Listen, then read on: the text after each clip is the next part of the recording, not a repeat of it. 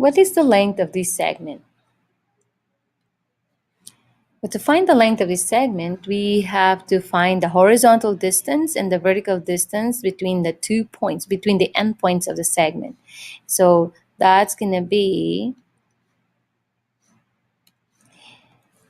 okay, vertical distance between the 2 points is represented by this, and horizontal distance is represented by this.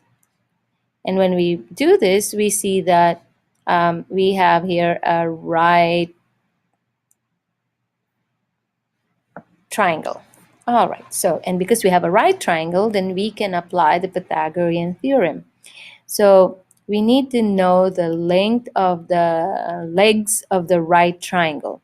So the vertical distance is 1, 2, 3, 4, 5, 6. So this is 6.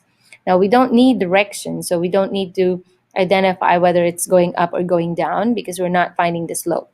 This is the vertical distance. So 1, 2, 3, 4, 5 is the horizontal distance. So we'll just put 5. We don't need the negative. Okay, so vertical distance is 6. Horizontal distance is 5. And we can label this as, this is your A and this is B. We're going to use the Pythagorean theorem, which is A squared plus B squared equals C squared.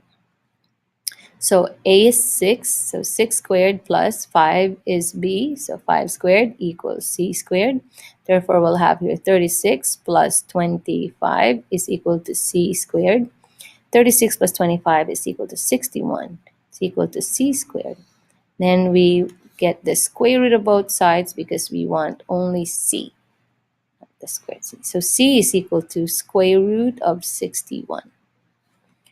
So we put here square root of 61, right? Or, okay, of course we can't, you guys can't do it on this, or you can actually write this, use the pen tool to write it, but I want you to also put this here. Now, to put the square root in this response box, you have to type in SQRT, and it'll give you the square root symbol. So square root of 61. So again, there are two values that we see. The value square root of 61 is the exact value of, or exact length of the segment. And this here is an approximate value.